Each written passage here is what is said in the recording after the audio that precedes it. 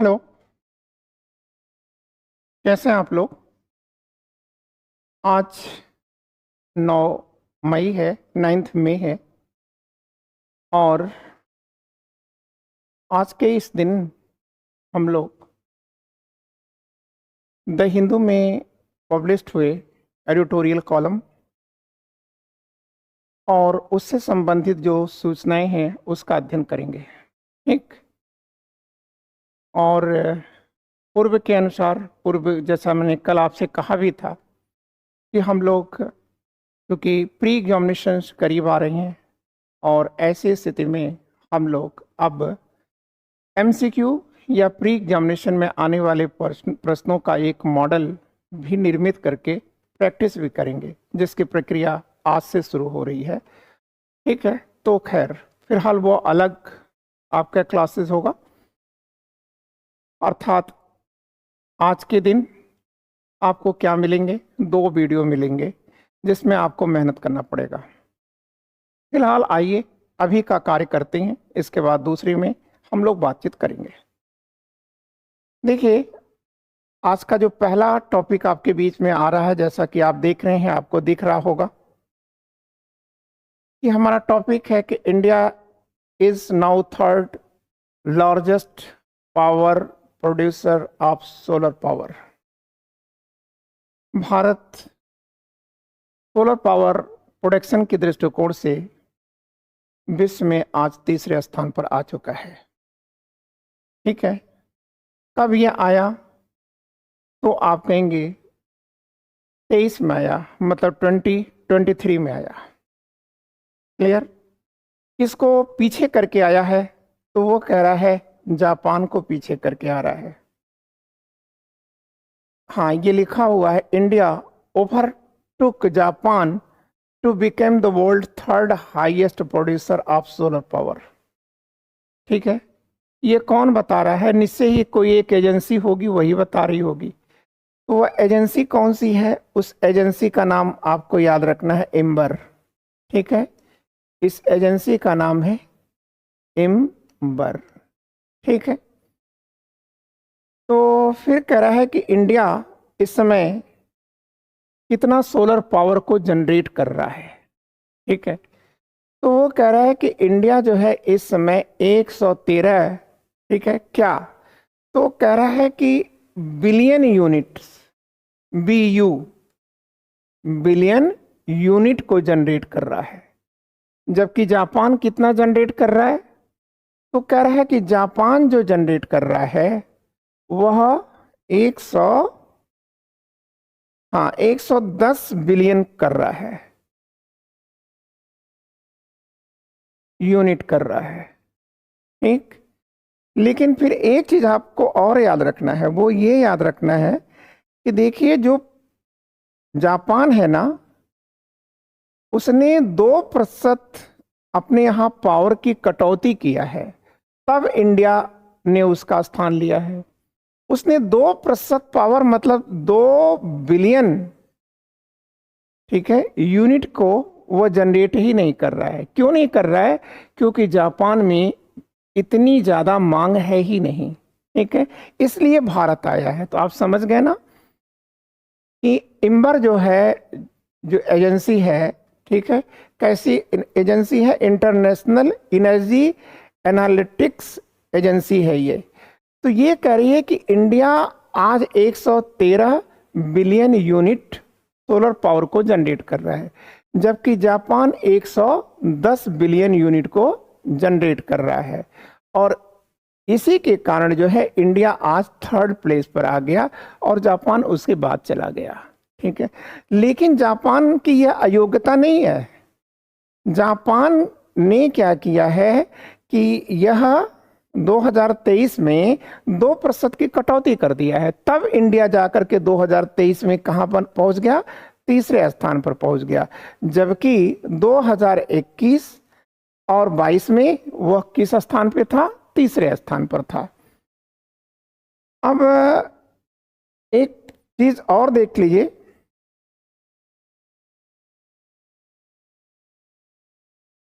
कि जो यूएसए है, यह केवल 228 बिलियन यूनिट को जनरेट करता है, जबकि चाइना ये बहुत ज्यादा जनरेट करता है। ठीक है, ठीक है ना। तो इसका मतलब फर्स्ट जो प्रोडक्शन कर रहा है सोलर पावर का वह उसमें चाइना है, सेकंड क्या है यूएसए है, और थर्ड इंडिया आ गया, फोर्थ क्या चल रहा है ये जापान चल रहा है। ठीक, तो इतनी चीजें आपने समझ लिया। लेकिन ये कह रहा है कि जनरेशन के दृष्टिकोण से है, लेकिन इंस्टॉलेशन के दृष्टिकोण से नहीं है। ठीक है, सिस्टम इंस्टॉल्ड करने के दृष्टिकोण से नहीं है। ठीक है, तो कह रहा है कि सिस्टम इंस्टॉल्ड के दृष्टिकोण से भारत जो है वह आज 5वें स्थान पर है, जबकि जापान ठीक है तीसरे स्थान पर बना हुआ है। ठीक है, इंस्टॉल्ड के आधार पर भारत में कितनी एनर्जी उत्पन्न होती है 73 गीगावाट, और जापान कितना करता है 83 गीगावाट। ठीक है, अब इसके बाद एक चीज कह रहा है कि जो पूरी दुनिया है ना, पूरी दुनिया फ्यूचर हैज अराइव्ड। ठीक है, जो पूरी दुनिया है इसमें जो कुल पावर जनरेट होता है उसमें 30% पावर्स केवल सोलर और विंड पावर से आता है। ठीक है, और इस 30% में 51% जो है केवल चीन उत्पन्न करता है। क्लियर। और यदि हमको अन्य रिन्यूएबल जो एनर्जी हैं, ठीक है, मतलब नवीनीकरण जो ऊर्जा है उससे कुल एनर्जी कितनी मिलती है, पूरी दुनिया की कुल एनर्जी का 40% आती है। ठीक है, अब एक चीज हमको और याद रखना है, ये देखिए almost 40% of electric from low carbon sources in 2023। ठीक है, तो आज भारत में सोलर पावर या रिन्यूएबल एनर्जी के लिए, नवीनीकरण ऊर्जा के लिए ज़्यादा दबाव दिया जा रहा है, ज़्यादा सरकार प्रयत्न कर रही है। ऐसा क्यों है, क्योंकि उसे 2070 तक जो है जीरो कार्बन इमिशन की क्षमता को पाना है। ठीक है, अब इसे जीरो इमिशन क्षमता को क्यों पाना चाहता है, तो इसके पहले भी मैंने आपको बताया था और एक बार पुनः आपको याद दिला दूं, क्योंकि यही कार्बन है, ठीक है, या कार्बन डाइऑक्साइड है, जिसके कारण जो है एक गैस निकल रही है ग्रीन हाउस गैस, और इसी ग्रीन हाउस गैस के कारण ग्रीन हाउस इफेक्ट उत्पन्न हो रहा है, और जो हमारा एटमॉस्फेयर है ये अनवरत गर्म होता चला जा रहा है। हर साल जो है टेम्परेचर कुछ ना कुछ बढ़ रहे हैं।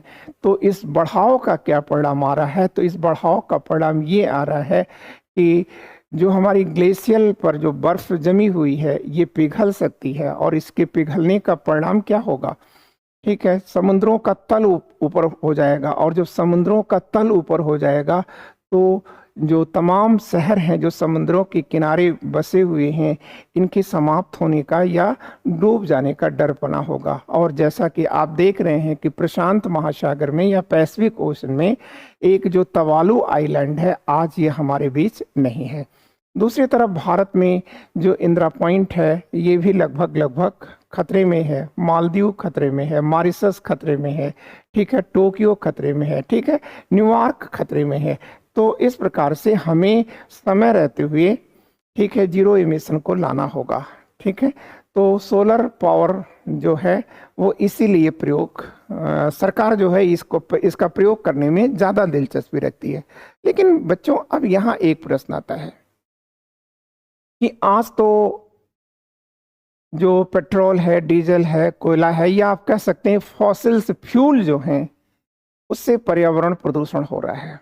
लेकिन क्या ये सोलर पावर से पर्यावरण का प्रदूषण नहीं होगा? बहुत बड़ा प्रदूषण होगा, क्योंकि सोलर जो बैटरियां आएंगी इसका निपटारा या इसकी जो अपशिष्ट हैं इसका निपटारा एक बड़ी समस्या होगी। दूसरी तरफ ये है कि जो सोलर पावर लग रहे हैं इससे हमारी जो लैंड है, ठीक है, ये लैंड बहुत ज़्यादा एक्वायर्ड हो रही है, उसमें अधिग्रहण करना पड़ता है। और जहाँ पर ये लगते हैं वहाँ पर एक खास बात ये होती है ठीक है, कि जो वाइल्ड लाइफ है, ये वाइल्ड लाइफ खतरे में आ जाती है। इसके अतिरिक्त जो इकोसिस्टम है वो इकोसिस्टम बिगड़ जा रहा है।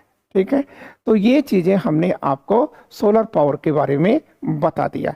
अब आप अच्छा कर जाएं, इसके लिए हम आपको कुछ चित्र भी दिखाते जाएंगे, कुछ क्वेश्चन भी बना रहे हैं। तो फिलहाल इसके अंदर सब दिए गए हैं, क्वेश्चंस दिए गए हैं, जितना भी चीजें लिखी गई हैं वो सब कुछ बना के दिखा दिए गए हैं। ठीक है, और अब आप याद रखिएगा कि पहली चीज तो आप एक पिक्चर देख लीजिए। खैर ये तो आप रोज देखते होंगे, ठीक है, लेकिन ये क्या चीजें हैं इसको भी जानना जरूरी है। ठीक है, अब आइए हम दूसरी चीजें देखते हैं। दूसरी चीजों में ये देखिए, एक क्वेश्चन के रूप में मैंने आपको दिया है ताकि आप बहुत अच्छा करें। ठीक है, देखिए बहुत मेहनत की जाती है आपको यह वक्त देने के लिए। ठीक है, एक लंबा समय गुजारा जाता है, एक सोच डेवलप की जाती है, तब ये आपके बीच में आता है। और ऐसी स्थिति में मेरी आपसे गुजारिश है कि आप इस सुनहरे अवसर का प्रयोग करें। ठीक है, और हमें प्रोत्साहित करने के लिए आप कुछ ना कुछ कमेंट किया करें। ठीक है, और कुछ ना कुछ का मतलब बेकार की चीजें नहीं, जो आपको समझ में नहीं आया आप उससे पूछ सकते हैं। ठीक है, और अब एक चीज यहां देखिए, सोलर पैनल का मुख्य घटक क्या है। घटक मतलब कंपोनेंट क्या है, मतलब the main component of a solar panel is क्या है। तो कह रहा है कि सोलर इन्वर्टर है, नहीं, सोलर सेल है। एक चीज मैं क्षमा चाहूंगा कि हमने सोलर सेल और सोलर बैटरी दोनों को एक दो मान लिया है, ये आप काट दें तो आप इसका आंसर कर देंगे सोलर सेल। अब अगर आपसे पूछा जाता है कि ये सोलर सेल क्या है, तो आप कहेंगे कि सर ये सोलर सेल, मान लीजिए ये बना दिया हमने, एक सोलर सेल है। ठीक है, अब ये जो सोलर सेल है ये किसका बना होता है, तो ये देखिए लिखा होगा कहीं सिलिकॉन लिखा होगा, कहीं लिखा होना चाहिए।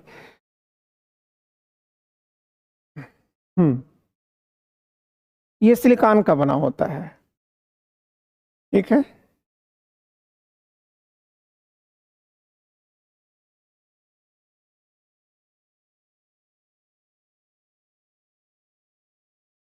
ये लिखा हुआ है, सिलिकॉन से ये बनता है। और सिलिकॉन क्या है, आप कहेंगे कि सेमी कंडक्टर है। सेमी कंडक्टर है, ये अर्ध चालक है। और इस सिलिकॉन पर जब ये देखिए, ये सूर्य की किरणें हैं। ठीक है, ये जो सूर्य की किरणें हैं इसमें, ये जब इस पर गिरेंगी, ठीक है, तो सिलिकॉन को गर्म कर देती हैं। जब सिलिकॉन को गर्म कर देंगी तो इससे इलेक्ट्रॉन जनरेट हो जाता है। ठीक है, अब ये इलेक्ट्रॉन ही क्या है, यही इलेक्ट्रिक है। ठीक है, तो इलेक्ट्रॉनों का फ्लो ही इलेक्ट्रिक है। अब ये इलेक्ट्रिक जनरेट हो गई, इस इलेक्ट्रिक को हम वायर में ले लेते हैं और वायर से लेकर के हम अपना मनचाहा कार्य कर सकते हैं, चाहे वो पावर जनरेट करना हो किसी काम के लिए, या घर में प्रकाश लाना हो, या मशीन चलाना हो, आप सब जगह इसका प्रयोग कर सकते हैं।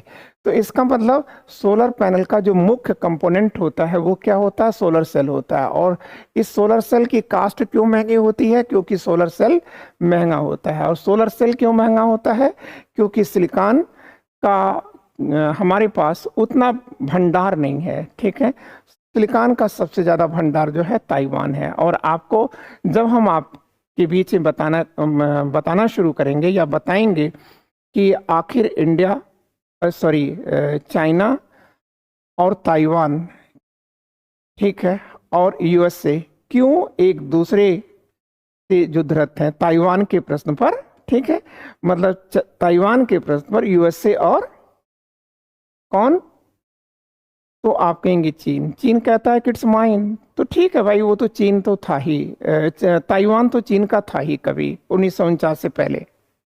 ठीक है, लेकिन अब यूएस वहां पर ताइवान की सॉवरेंटी की बात क्यों कहता है, तो इसलिए क्योंकि ताइवान में सिलिकॉन है।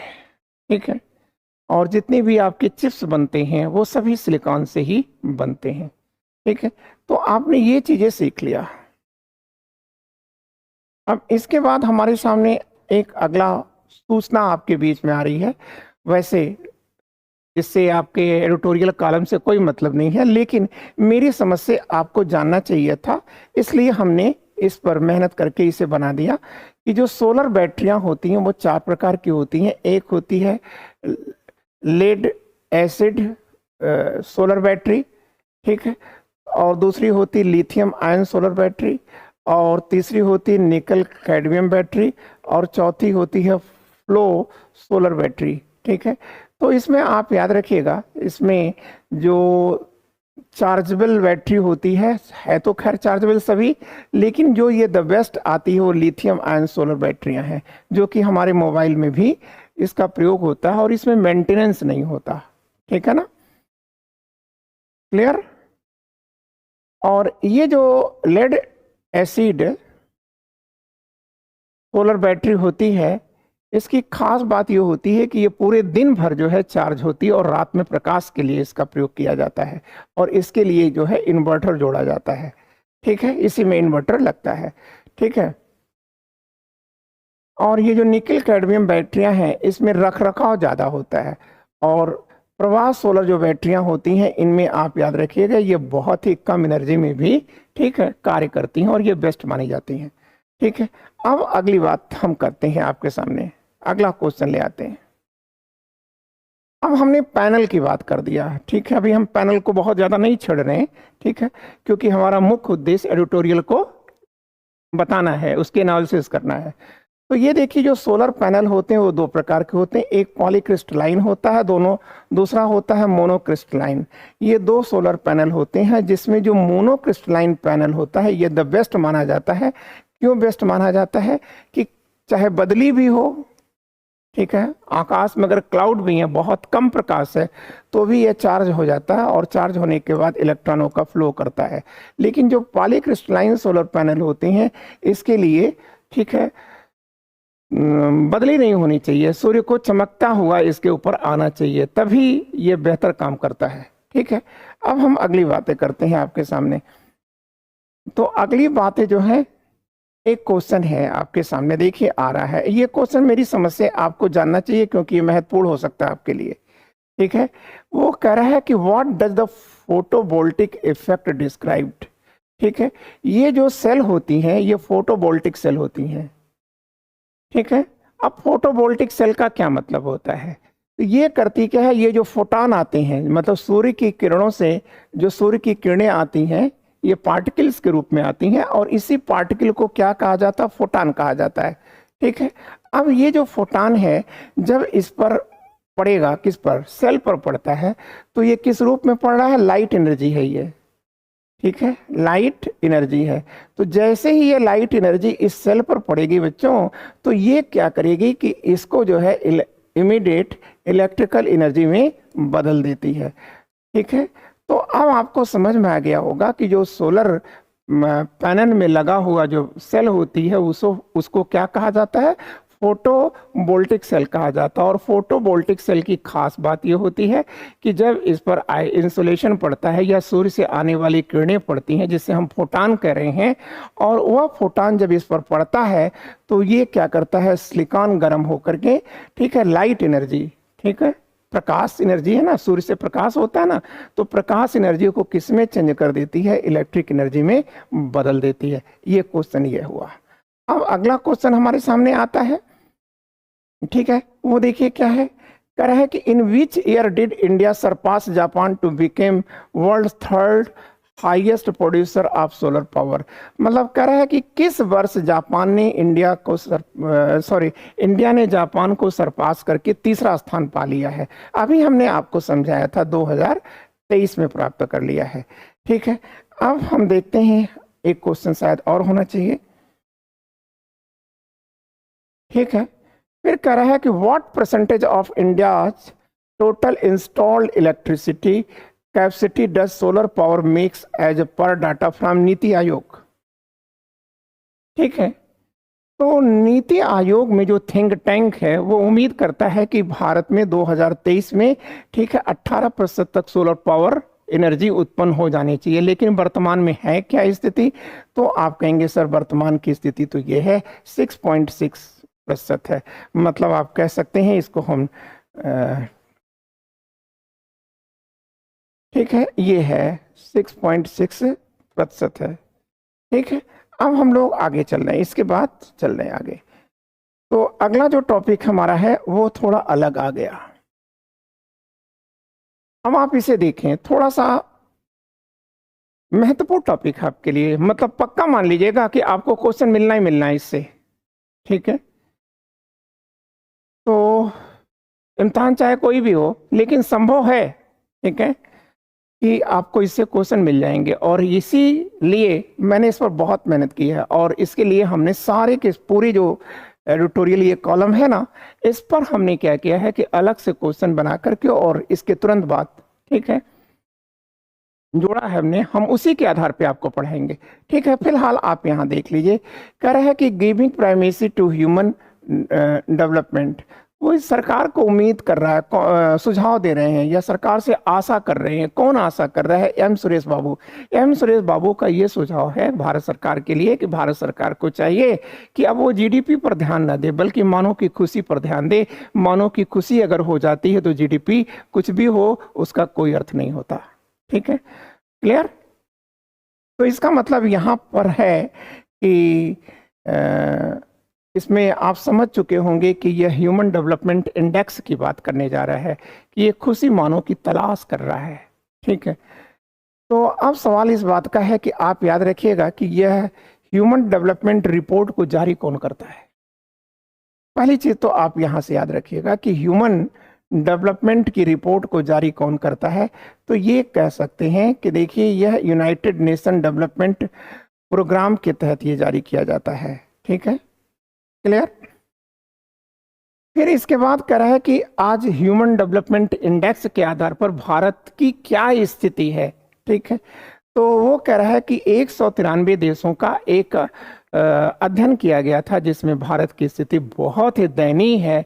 भारत की स्थिति 134 है। इवन कि आपको सुन के ताज्जुब होगा कि मानव खुशी के आधार पर, ठीक है, या मानव विकास के इंडेक्स के आधार पर, ठीक है, हमारी स्थिति बांग्लादेश से भी नीचे है। ठीक, तो अब हम इस पर जो क्वेश्चंस आए हुए हैं, जो बनाया हमने, वो हम आपको दिखा दे रहे हैं, और आप वहां से पढ़ेंगे तो मुझे लगता है कि बहुत अच्छा करेंगे। मतलब जो हम कुछ आगे आपको देने जा रहे हैं वो सब कुछ यहीं से निकाला गया है। ठीक है, और आप इसे नोट कर लेंगे, ये आपके लिए बहुत कारगर होगा। पहली चीज, इसमें आपको एक सूचना दी गई है और आप ये सूचना लिख लेंगे, क्योंकि मैंने आपसे कहा कि यह सब महत्वपूर्ण टॉपिक होते हैं। द ह्यूमन डेवलपमेंट रिपोर्ट कौन पब्लिश करता है? ठीक है, मतलब जो ह्यूमन डेवलपमेंट की रिपोर्ट आती है उसे पब्लिश्ड एक किताब के रूप में किया जाता है। ठीक है, उस किताब का नाम क्या है? तो ये लिखा है किताब का नाम, breaking the gridlock reimagining cooperation in polarised world. ठीक है, ये इस किताब का नाम है। ग्रिडलॉक मतलब breaking the gridlock reimagining cooperation in a polarised world. और ये जो रिपोर्ट है इसे जारी कौन करता है? तो वो कह रहा है कि इस रिपोर्ट को जारी करता है यूनाइटेड नेशन डेवलपमेंट प्रोग्राम के तहत ये रिपोर्ट जारी होती है। ठीक है, फिर कह रहा है कि the human development index begin, मतलब पूरी दुनिया में ह्यूमन डेवलपमेंट इंडेक्स की जांच कब से शुरू हुई? तो कह रहा है कि 1990 से शुरू होती है। मतलब ह्यूमन डेवलपमेंट इंडेक्स पहली बार कब बना था? 1990 में बना। और 1990 से लेकर के और 2023 तक भारत में जो विकास हुआ है वह कितना विकास हुआ है आप इसे याद रखिएगा, 48.4%। ठीक है, फिर कह रहा है कि it's function is to examine the average achievement of human development world wide.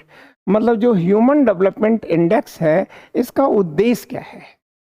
तो ये कह रहे हैं कि ये पूरी दुनिया में जो है मानव की उपलब्धियों की जांच करता है, मानव कितना खुश है इसकी जांच करता है। ठीक है, अब फिर कह रहा है कि the examination of human development is based on 3 criteria. तो मानव की खुशी की तलाश के लिए मानव का जो विकास हुआ है उसका आधार क्या है, उसको किस आधार पे जांचते हैं? तो कहते हैं कि 3 आधार पे जांचा जाता है। कौन आधार है? एक ये है कि जब आप जन्मे हैं तब उस समय जीवन के प्रत्याशा क्या था, लोग कितनी वर्षों तक जिंदा रहते थे।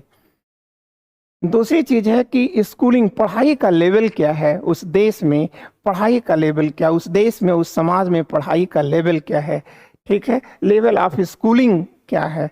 और तीसरा चीज ये है कि वहाँ पर लाइफ स्टाइल कैसी है, लोगों का जीवन स्तर कैसा है। इस आधार पर, ठीक है, ह्यूमन डेवलपमेंट इंडेक्स को बनाया जाता है। 3 आधार पर बनाया जाता है। ये चीज आपने समझ लिया। कौन कौन सी चीजें हैं? जीवन प्रत्याशा, आप शिक्षा का लेवल क्या है, और तीसरी चीज ये है कि वहाँ पर जीवन स्तर क्या है, ठीक है। और यह किताब का नाम खैर बहुत महत्वपूर्ण नहीं है, लेकिन आप याद रखिएगा, यह जो ह्यूमन डेवलपमेंट इंडेक्स बनाया जाता है वो यूनाइटेड नेशन डेवलपमेंट प्रोग्राम के तहत बनाया जाता है, ठीक है। अब हम अगली बातें करते हैं। तो जो अगली हमारी बातें आएंगी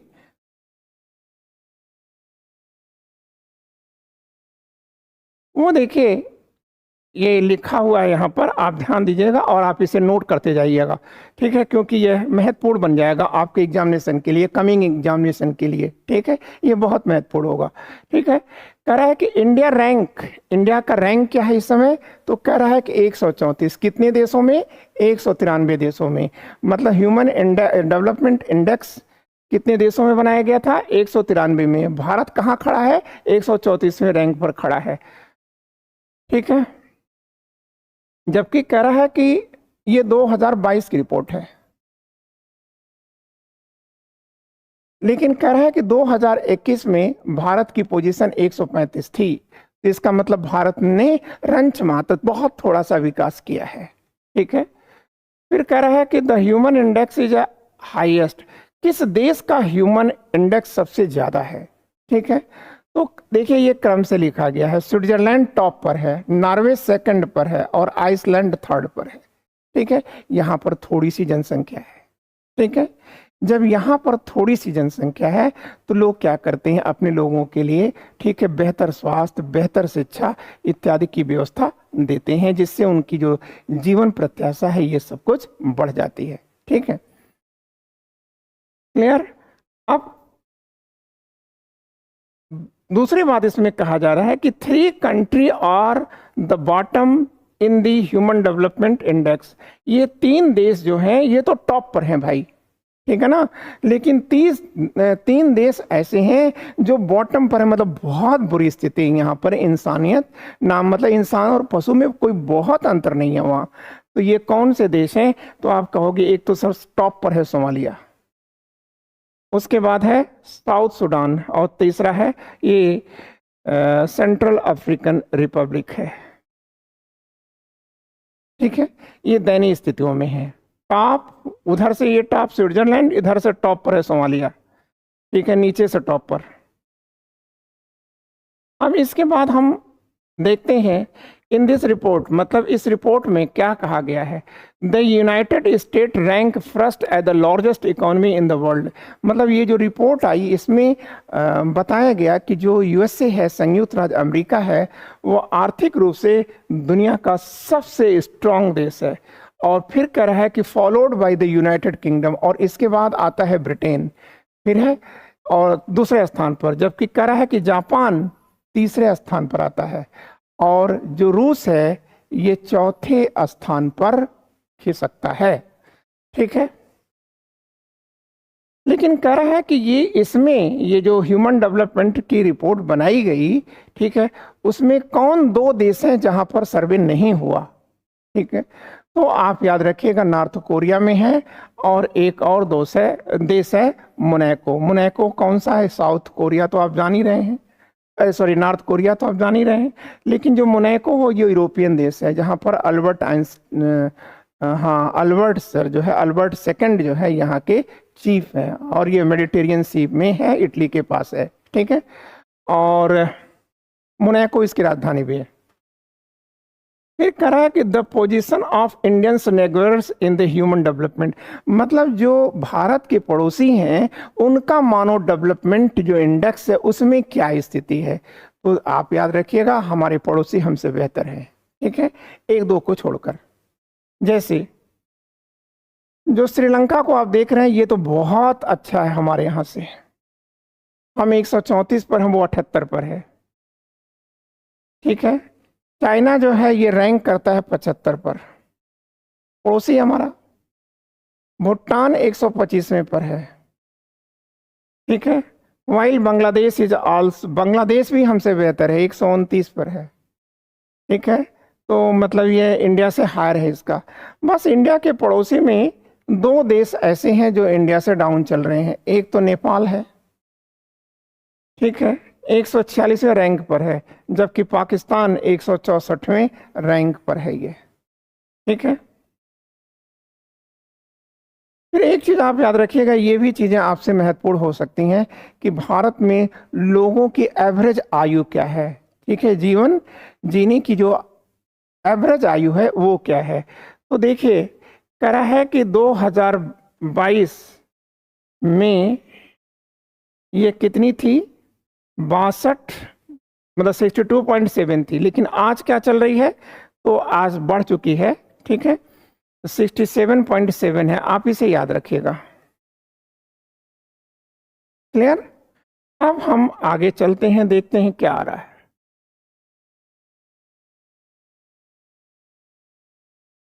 अच्छा एक चीज आप और भी याद रखिएगा, due to the saving at the household level in India, मतलब भारत के घरेलू स्तर पर, ठीक है, इंडिया में जो स्थिति है वो क्या है, तो वो कह रहा है कि इंडिया में जो है बचत बहुत कम है। जब बचत बहुत कम होगी तो यहाँ उधारी बहुत होगी, और जब उधारी होगी तो गरीबी होगी, और जब गरीबी होगी तो अमीरी और गरीबी के बीच में इंडिया में बहुत बड़ा अंतर है। यहाँ तक कि आप याद रखिएगा कि हिंदुस्तान की लगभग, ठीक है, 70 करोड़ पॉपुलेशन, ठीक है, आपने देखा है कि प्रधानमंत्री जी ने, मोदी जी ने तो खुद ही कहा था कि वो 80 करोड़ लोगों को क्या करते हैं, 5 किलो अनाज देते हैं, मतलब सरकारी राशन पर वो उनका जीवन निर्वहन है। तो इसका मतलब इंडिया की स्थिति कैसी होगी आप कल्पना कर सकते हैं, ठीक है। तो आप याद रखिएगा इंडिया में 50% लोग, ठीक है, केवल 15% संपत्ति पर जिंदा है, ठीक है, क्लियर।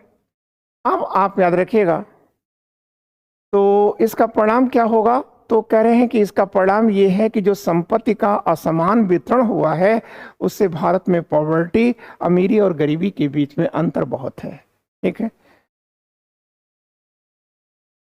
और फिर कह रहा है कि इस प्रकार से भारत सरकार को चाहिए कि वो ह्यूमन डेवलपमेंट इंडेक्स को बढ़ाने का कार्य करे, ठीक है। अब एक बात आप और याद रखिएगा कि जो जेंडर इनइक्वालिटी है, ठीक है, लिंग असमानता की अगर हम बात करें तो ये 166 देशों पर इसका मूल्यांकन हुआ है, ठीक है, और भारत वहां रैंक करता है 108। क्लियर। अब आगे चलते हैं।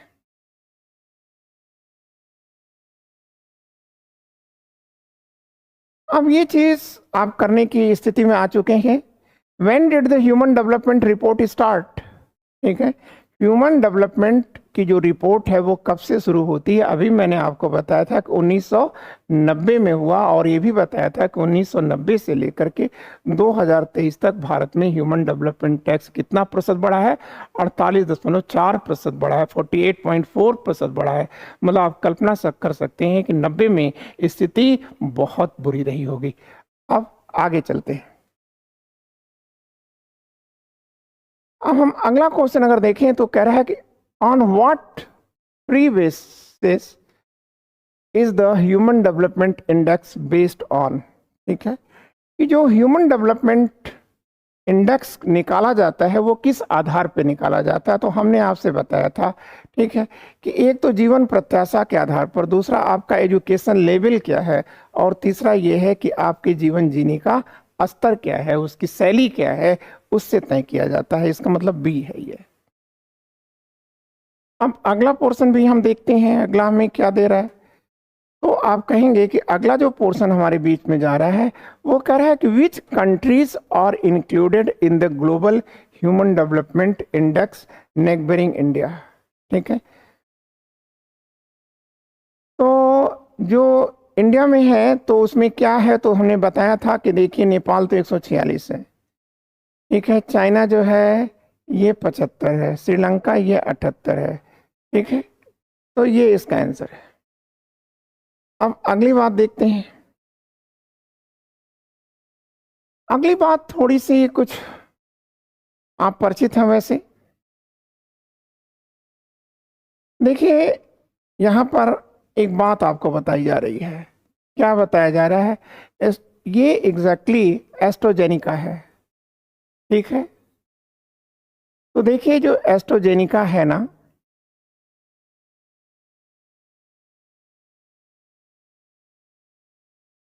एस्ट्रोजेनिका आप नाम बहुत सुन चुके होंगे, एस्ट्रोजेनिका। यह दवा बनाने वाली एक कंपनी है। ठीक है, मेडिसिन बनाती है, और ये कंपनी है कहाँ की? यूके की है। ठीक है, और यूके की इस कंपनी ने दुनिया के एक रिप्यूटेड यूनिवर्सिटी के मेडिकल विंग ऑक्सफोर्ड के साथ मिलकर के, ठीक है, इसने कोविड-19 के लिए वैक्सीन बनाया था। ठीक, क्लियर? अब याद रखिएगा कि इस जो वैक्सीन का यूरोप में नाम उन्होंने रखा वो है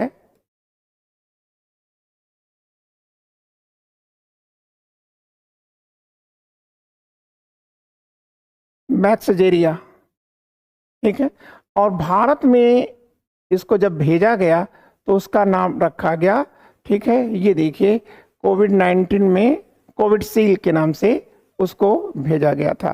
ठीक है, कोविडशील्ड। ठीक है, अब ये जो कंपनी है एस्ट्राजेन, ये भारत में भेजती नहीं है, भारत में प्रोडक्शन करती है। तो भारत में किसके माध्यम से प्रोडक्शन करती है? आपको यही चीज याद रखना है, सीरम इंस्टीट्यूट ऑफ इंडिया। कौन सा इंस्टीट्यूट है? Serum institute of India. ठीक है, अब ये कंपनी आज क्या कर रही है? पूरी दुनिया से अपनी दवाओं को वापस मंगा रही है। क्यों मंगा रही है? क्योंकि ये जब इंजेक्शन लगाया गया था तो इन्होंने सुप्रीम कोर्ट, लंदन की सुप्रीम कोर्ट या ब्रिटेन की सुप्रीम कोर्ट में एस्ट्राजेनिका के चीफ ने स्वीकारा था कि ये जो वैक्सीन है यह हम इसलिए वापस ले रहे हैं क्योंकि इसके वेरिएंट, मतलब कोविड-19 के आज बहुत वेरिएंट हो गए हैं, और ये उसके जो प्रारंभिक वेरिएंट हैं उसके लिए बनाई गई थी। लेकिन देखिए ये तो सत्य नहीं है, ये स्वीकार नहीं रही है, लेकिन इसने ये इस बात को स्वीकारा था कि बहुत ही कम लोगों में, ठीक है, जब ये लगता है, वैक्सीन लगती है, तो यह ब्रेन में जाकर के ब्लड का थक्का बना देती है। क्लियर? तो आज इसके ऊपर बहुत करोड़ों के दावे चल रहे हैं, लेकिन फिलहाल आपको हमने ये मैटर बता दिया। ठीक है, ये भी चर्चा में है, आप याद रखिएगा।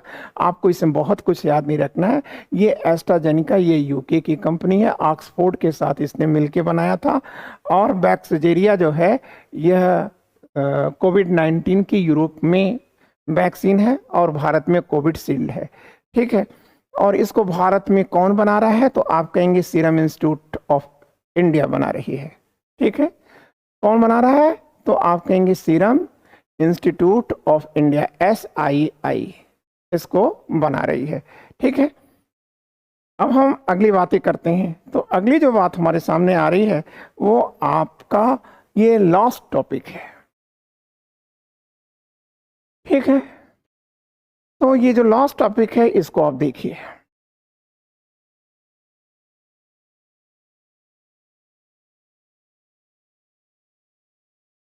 इसमें देखिए कह रहा है a chance to settle a constitutional clash. The Hindu में यह कहा जा रहा है कि यह अवसर है, ये एक अच्छा मौका है कि जब हमारे जो संविधान में जो क्लैश होते हैं, संघर्ष होते हैं, उसको हम समाप्त कर दें। ठीक है, तो देखिए इसके लिए आपको मैं शेयर करना चाहूँगा कि अगर आप इंडियन पॉलिटी या भारत के संविधान को थोड़ा भी जानते हैं तो ये मैटर आपके लिए कोई प्रॉब्लम नहीं करता। ठीक है, देखिए इसमें 2 चैप्टर की बात की गई है। संविधान के चैप्टर ना कहकर कि आप पार्ट कहना चाहें तो ठीक रहेगा, क्योंकि आपने पार्ट के नाम से पढ़ा ही पढ़ा है। एक है पार्ट 3 जिसमें है फंडामेंटल राइट, और दूसरा है पार्ट 4 जिसमें है DPSP, मतलब directive principle of state policies, नीति निर्देशक तत्व जिसे आप कहते हैं। फंडामेंटल राइट्स को क्या कहते हैं? मूल अधिकार, और नीति निर्देशक तत्व DPSP। ठीक है, तो एग्जैक्टली आपको समझना ये पड़ेगा कि दोनों में अंतर क्या है। ठीक है, या दोनों में समता क्या है, इक्वलिटी क्या है। तो बच्चों दोनों में इक्वलिटी है कि दोनों मूल अधिकार है। ठीक है, आप याद रखिएगा, धैर्य से सुनिए। ठीक है, कि ये दोनों मूल अधिकार हैं, अर्थात दोनों फंडामेंटल राइट्स है। ठीक है, लेकिन एक फंडामेंटल राइट्स ये संविधान लागू होने के साथ हमको दे दिया गया, क्योंकि इसके बिना हम विकास नहीं कर सकते थे। और दूसरा है DPSP जो भविष्य का मूल अधिकार है। मतलब सरकार कहती है कि जब हमारी परिस्थितियां होंगी, हमारी आर्थिक मतलब इकोनॉमिकल और सोशल कंडीशन अच्छी होगी, तब हम अपनी सिटीजन्स को देंगे। ठीक है, तो समता तो आपने समझ लिया। ठीक है, लेकिन कुछ अंतर भी हैं। ठीक है, तो वो ये है कि DPSP एक आदर्श है जिसे कोर्ट में आप चैलेंज नहीं कर सकते, लेकिन फंडामेंटल राइट के उल्लंघन होते ही आप कोर्ट में जा सकते हैं। ठीक है, तो इसमें बात क्या आ गई, आखिर द हिंदू में लिखने की जरूरत क्या पड़ गई। ठीक है, ये ऐसे लिखने की जरूरत क्या पड़ गई, क्योंकि इस समय एक मुकदमा पेंडिंग है सुप्रीम कोर्ट में, YB चंद्रचूड़ सर के नेतृत्व में। ठीक है, ये इस पर बहस हो रही है, प्लीडिंग हो रही है। एग्जैक्टली इसमें कुछ कंट्रोवर्सी जाती है। आपने ये चीज तो जानते ही होंगे कि अगर हम हमारे फंडामेंटल राइट्स का उल्लंघन यदि कोई भी करता है तो हम कोर्ट में जा सकते हैं। इसका मतलब ये है कि फंडामेंटल राइट्स को कोई छीन नहीं सकता। आप वैसे सामान्यता आप पढ़े होंगे, ठीक है, किसे कोई छीन नहीं सकता। ठीक है, लेकिन आप याद रखिएगा कि आर्टिकल 39 में कुछ बातें और कही गई हैं। तो आप किस आधार पे कहते हैं कि मौलिक अधिकारों को हमसे छीना नहीं जा सकता? तो आप कहेंगे कि आर्टिकल 13 के तहत कहते हैं, आर्टिकल 13 के अंतर्गत कहते हैं। देखिए जो आर्टिकल 13 है, ठीक है, एग्जैक्टली जो हमारे कोर्ट है, जुडिशियल रिव्यू का राइट्स जो मिला हुआ है कि अपने ही निर्णय पर वो पुनर्विचार कर सकते हैं। और जुडिशियल रिव्यू किसे कहते हैं कि जब जो लॉ मेकिंग बॉडी है, ठीक है, चाहे वो विधानसभा हो चाहे वो संसद हो, ठीक है, यदि वह कोई लॉ, ठीक है, मतलब कॉन्स्टिट्यूशन के विरोध में बनाती है, ठीक है, तो फिर क्या होगा? सुप्रीम कोर्ट को यह राइट्स दिया गया है कि भाई आप गार्जियन ऑफ द कॉन्स्टिट्यूशन हो, ठीक है, आप संविधान के संरक्षक हो, इसलिए ठीक है आपका काम है कि आप फंडामेंटल राइट्स की रक्षा करें। ठीक है, तो जुडिशियल रिव्यू का राइट्स मिल जाता है 13 के तहत, आर्टिकल 13 के अंतर्गत मिलता है। लेकिन एक बात याद रखिएगा, ठीक है, कि उसमें एक आर्टिकल ये भी है 13 एक है, और वो कहता है कि देखिए फंडामेंटल राइट्स को हमसे आप छीन नहीं सकते। और वो ये भी कहता है कि यदि पूर्व का कोई कानून, मतलब 1947 से पूर्व का अगर कोई कानून ऐसा है जो फंडामेंटल राइट्स को प्रभावित करता है, तो वह कानून उतना ही अवैध होगा जितना कि वो प्रभावित करता है। ठीक है, खैर ये बातें उन्होंने कर दिया। ठीक है, और 13(2) में उन्होंने सेपरेशन ऑफ पावर की बातें किया है या पृथ्वीकरण का नियम दिया है। और वो कहते हैं कि अगर कोई लॉ बनाती है, संसद या विधानसभा कोई लॉ बनाती है, और यदि वो लॉ, ठीक है, जिस हद तक फंडामेंटल राइट्स का उल्लंघन करता है उस हद तक, ठीक है, वो अवैध होगा।